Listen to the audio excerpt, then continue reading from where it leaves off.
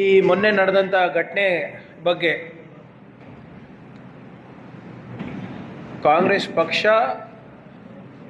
ಹಾಗೂ ವೈಯಕ್ತಿಕವಾಗಿ ನಾನು ಖಂಡಿಸ್ತೇನೆ. ಯಾರೂ ಕೂಡ ಯಾವುದೇ ಸಮಾಜದವರಾಗಿರ್ಬೋದು,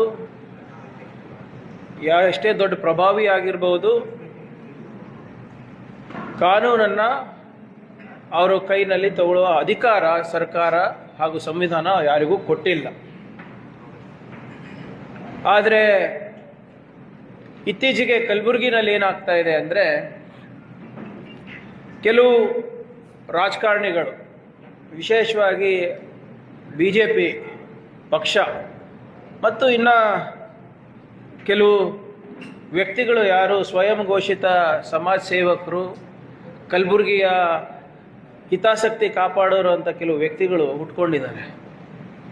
ಅವರು ಸರ್ಕಾರವನ್ನು ಮುಜುಗರ ಮಾಡಬೇಕು, ಸರ್ಕಾರವನ್ನು ಪದೇ ಪದೇ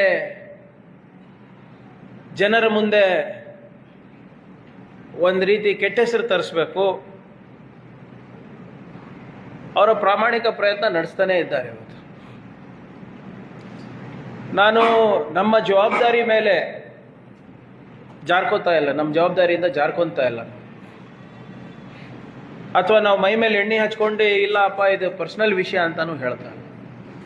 ಎಲ್ಲರೂ ಮಾಧ್ಯಮ ಸ್ನೇಹಿತರು, ಭಾಳಷ್ಟು ಜನ ಅನುಭವಸ್ಥರಿದ್ದೀರ, ಇಲ್ಲಿ ಇಂಥದ್ದು ಹಲವಾರು ಘಟನೆಗಳು ನೋಡಿದ್ದೀರ.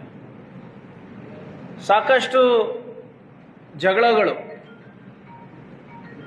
ಕೈ ಮೀರಿ, ಪರಿಸ್ಥಿತಿ ಮೀರಿ ಕೊಲೆಗಳು ಆಗಿರೋದು ಕೂಡ ನೋಡಿದ್ದೀರ. ಆಮೇಲೆ ಇವೆಲ್ಲ ಹೆಚ್ಚಾಗಿ ಆಲ್ಮೋಸ್ಟ್ 99% ಟೈಮ್ಸ್ ಏನಾಗುತ್ತೆ, ವೈಯಕ್ತಿಕ ಕಾರಣಗಳಿಂದ ಈ ಕೊಲೆಗಳಾಗ್ತದೆ. ಅದು ಸಾಕ್ಷಿ ತಾವೂ ಇದ್ದೀರ. ಎಲ್ಲನೂ ಕೂಡ ಗೃಹ ಇಲಾಖೆಗೆ ಗಮನಕ್ಕೆ ಬರುತ್ತೆ ಅಂತ ಇರೋದಿಲ್ಲ. ಆದರೆ ಇಂಥ ಯಾರು ಆ್ಯಂಟಿ ಸೋಷಿಯಲ್ ಎಲಿಮೆಂಟ್ಸ್ ಇರ್ತಾರೆ, ಅಥವಾ ಅವ್ರ ಮೇಲೆ ಮುಂಚಿತವಾಗಿ ಏನಾದರೂ ಕೇಸ್ ಇದ್ದರೆ, ಅಥವಾ ಅವ್ರ ಮುಂಚಿತವಾಗವೇ ಇವ್ರ ಮೇಲೆ ಅನುಮಾನ ಇದ್ದರೆ ನಿಗಾ ಇಟ್ಟು ಅವ್ರನ್ನ ಪದೇ ಪದೇ ಪರೇಡ್ ಮಾಡಿಸೋದಿರ್ಬೋದು, ಬಂದು ಹಾಜರಿ ಹಾಕ್ಸೋದಂತಿರ್ಬೋದು, ಇವೆಲ್ಲನೂ ಮಾಡ್ತಾನೇ ಇರ್ತದೆ.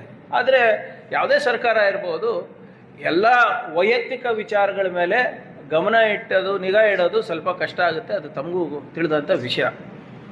ಹಾಗಂತ ನಮ್ಮ ಜವಾಬ್ದಾರಿ ಇಲ್ಲ ಅಂತಲೂ ನಾನು ಹೇಳ್ತಾ ಇಲ್ಲ. ನಾವು ಜವಾಬ್ದಾರಿ ಸ್ಥಾನಮಾನದಲ್ಲಿದ್ದವರು, ನಾವು ಕೂಡ ಎಲ್ಲೆಲ್ಲಿ ನಮಗೆ ಇಂಥ ಮಾಹಿತಿಗಳು ಬರ್ತದೆ ಅದನ್ನು ತಡೆ ಹಿಡಿಯೋದು ನಮ್ಮ ಜವಾಬ್ದಾರಿ ಕೂಡ ಆಗ್ತದೆ. ಆದರೆ ಇಲ್ಲೇನಾಗ್ಬಿಟ್ಟಿದೆ, ಕಳೆದ 8 ತಿಂಗಳಲ್ಲಿ BJP ಅವರು ಪಾಪ